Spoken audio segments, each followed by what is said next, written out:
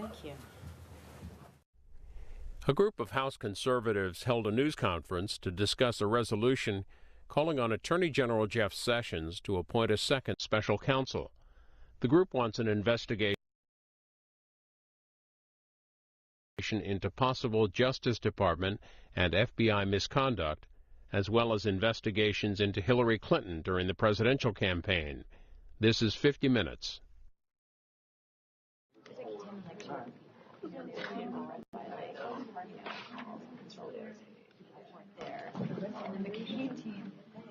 And this was before this kind of stuff would have been pushed out. It was just this scrappy, little posters and just volunteering and just heads up.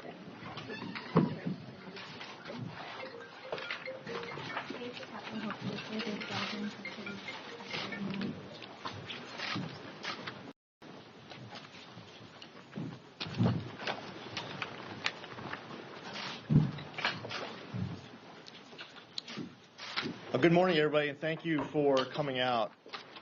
We have at least 19 members of Congress who will be introducing today a 12-page House resolution detailing misconduct at the highest levels of the Department of Justice and Federal Bureau of Investigation. It will be outlining FISA abuse, how and why the Hillary Clinton email probe ended, and how and why the Trump-Russia probe began. This resolution also calls for the appointment of a second special counsel to investigate the gross misconduct, with the understanding that the Justice Department cannot be expected to investigate itself. It's very important to note that the ranks of the DOJ and FBI are filled with amazing, patriotic Americans who love their job, take their oaths seriously, and perform their jobs objectively with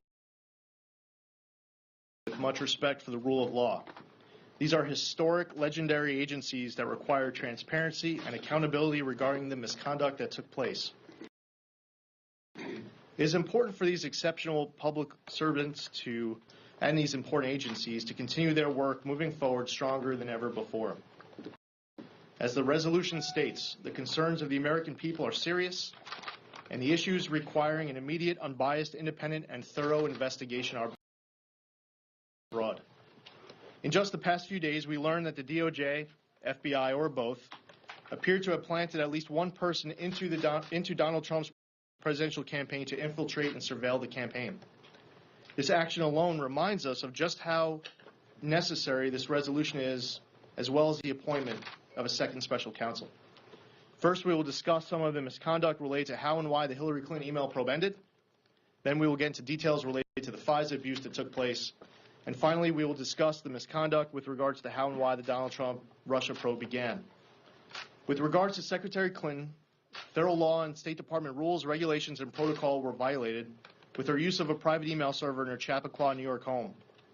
Official communications were transmitted on an unsecured server and included emails that contained classified information when they were sent, in addition to other emails which were retroactively deemed classified by the Department of State. Former FBI Director James Comey has acknowledged that 65 of these illicit emails were classified as secret and 22 were classified as top secret. There is significant evidence that the use of this private server by Secretary Clinton was meant to avoid compliance with the Freedom of Information Act, 5 U.S.C. 552, and done to obstruct justice by not having to turn over incriminating emails in the case of a subpoena.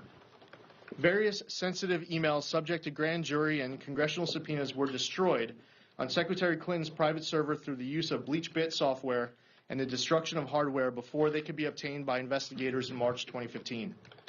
In a September 2015 meeting between then Attorney General Loretta Lynch and then Director Comey, the Attorney General instructed Director Comey to refer to the Clinton email investigation as a matter, thus watering down the severity of the investigation and aligning the Justice Department's rhetoric with the messaging of the Clinton campaign. Cheryl Mills, who served as counselor and chief of staff to Hillary Clinton during her tenure as Secretary of State, was offered immunity from prosecution in exchange for access to her laptop that contained many of the questionable emails.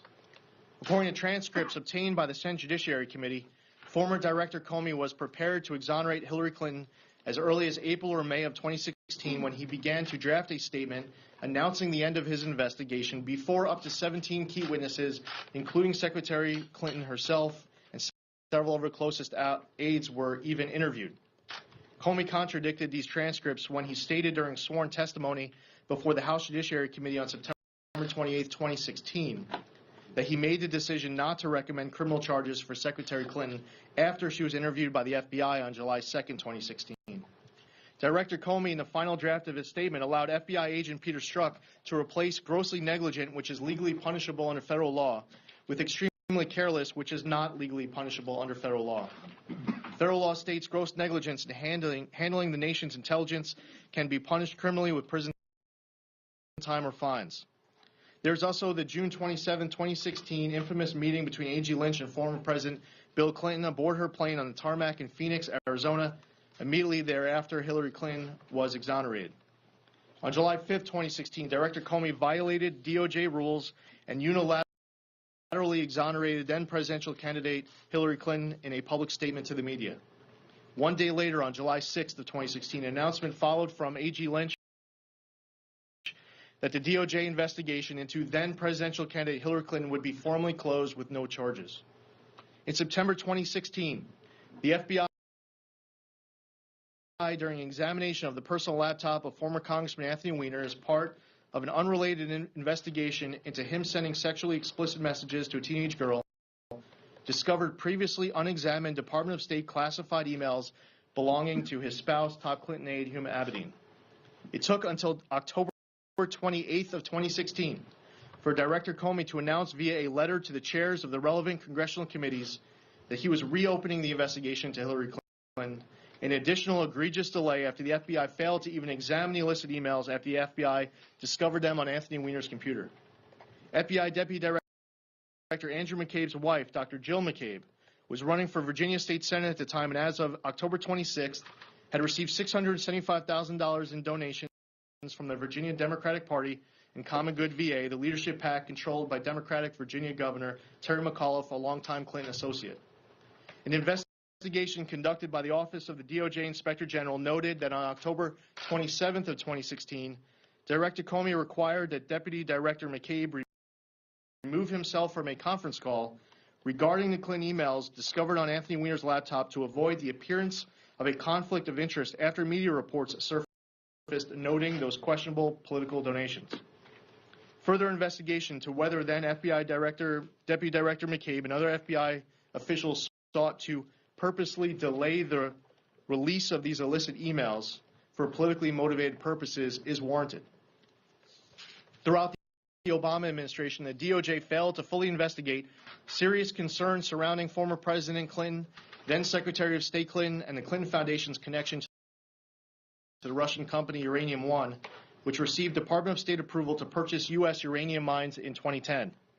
Throughout Hillary Clinton's tenure as Secretary of State, a family foundation controlled by the chairman of Uranium One made $2,350,000 in contributions to the Clinton Foundation, which were not publicly disclosed, in violation of an agreement Secretary Clinton had with the Obama White House to publicly identify all donors. In 2010, while Russian state interests